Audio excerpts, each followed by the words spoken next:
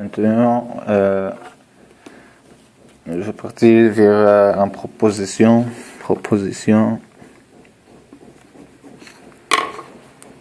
Proposition, soit un espace vectoriel.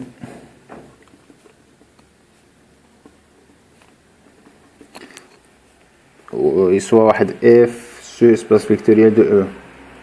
Soit f sur espace vectoriel de E.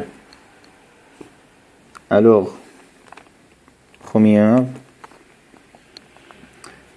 f étoile est canoniquement isomorphe. A étoile sur l'orthogonale de f. F étoile est canoniquement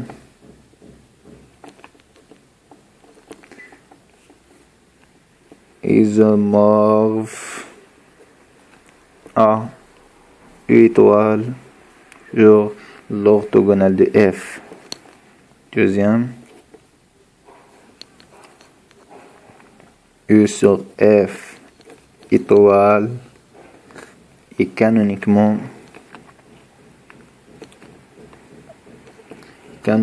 isomorphe à l'orthogonale de f.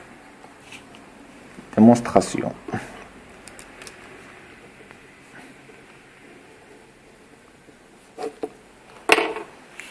Preuve pourquoi 1, 2 est vrai. Pourquoi f étoile est un canoniquement isomorphe à f étoile sur l'orthogonale de f. Et pourquoi E étoile E sur f étoile est un canoniquement isomorphe à l'orthogonale de f.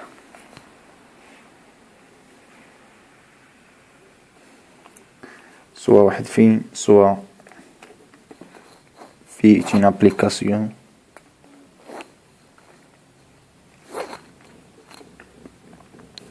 E étoile vers f étoile.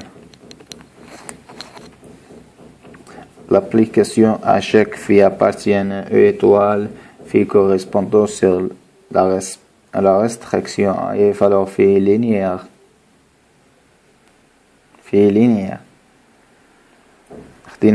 ناخد واحد فينا.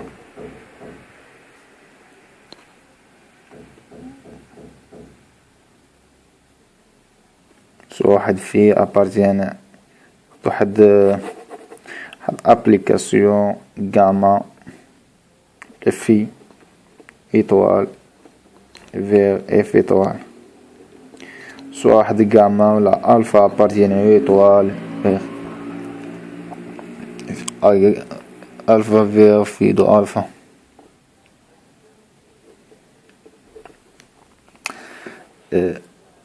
L'application que chaque alpha appartient à étoile fait correspondre sa restriction à f soit f à f alors phi est linéaire. Donc d'après le théorème de prolongement, donc phi est surjective. Phi appartient à le quart, alpha appartient à le quart de phi, équivalent pour tout x appartient à f. Alpha de x est égal à 0. Implique alpha appartient à l'orthogonale de f. Donc le quart de phi est égal à l'orthogonale de f. On sait que la restriction étoile à le quart de phi est un isomorphe à l'image de phi. Donc le résultat est vrai. le deuxième, le première démonstration, le premier. Le deuxième, soit S est une application de E vers la restriction de sur F. La surjection canonique S est la surjection canonique, soit phi est une application E sur F étoile vers étoile. L'application définie par pour tout alpha appartient E, phi de alpha est égal à alpha au rang S.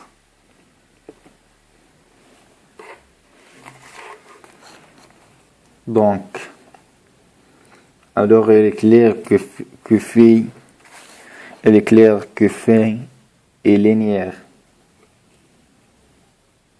et que phi est surjective. Pour conclure, le résultat montre que l'image de phi est égale à l'orthogonale.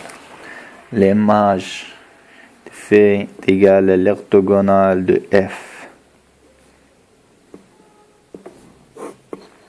Ok? Soit gamma appartient à l'image de phi. Il existe un alpha appartenant à E sur F étoile tel que phi est égal à alpha rho S implique pour tout X appartenant à F phi de X est égal à alpha S de X est égal à 0. Pourquoi phi de S de X est égal à 0? Parce que S est la surjection canonique et pour tout X appartient à F, S de X est égal à 0. Donc,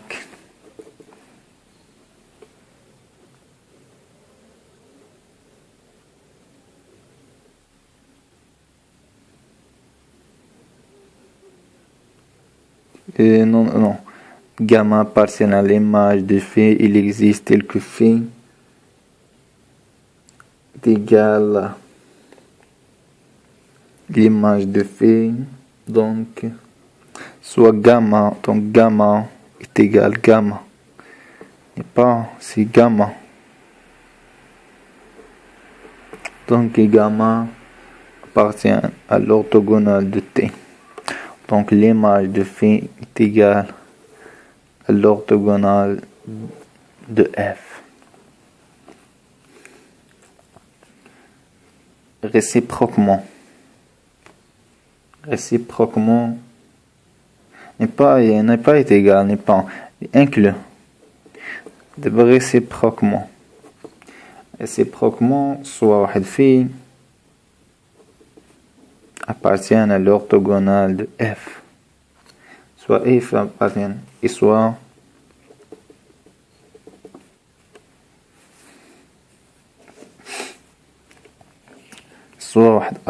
alpha une application de sur F vers K définie par pour tout X appartient à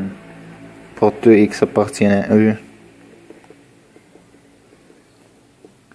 phi de S de X alpha de S de X est égal à phi de X.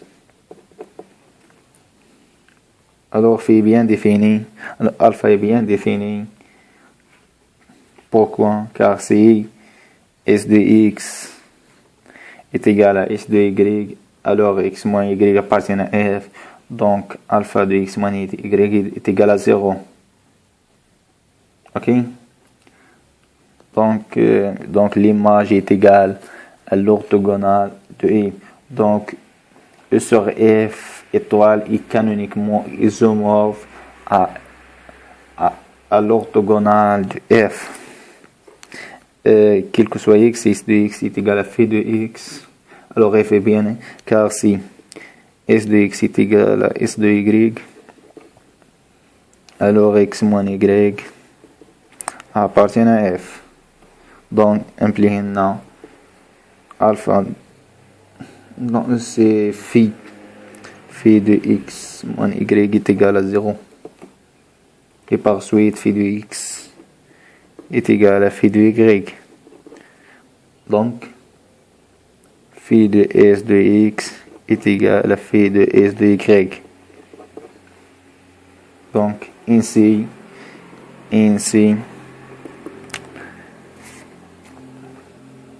phi appartient à E sur F étoile. Et on a phi est égal à alpha en S. Donc, phi appartient à l'image.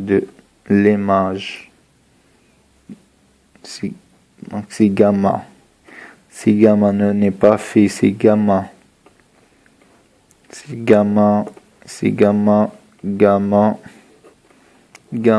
et gamma appartiennent à l'image de phi. Phi soit gamma. Gamma n'est pas phi, c'est gamma.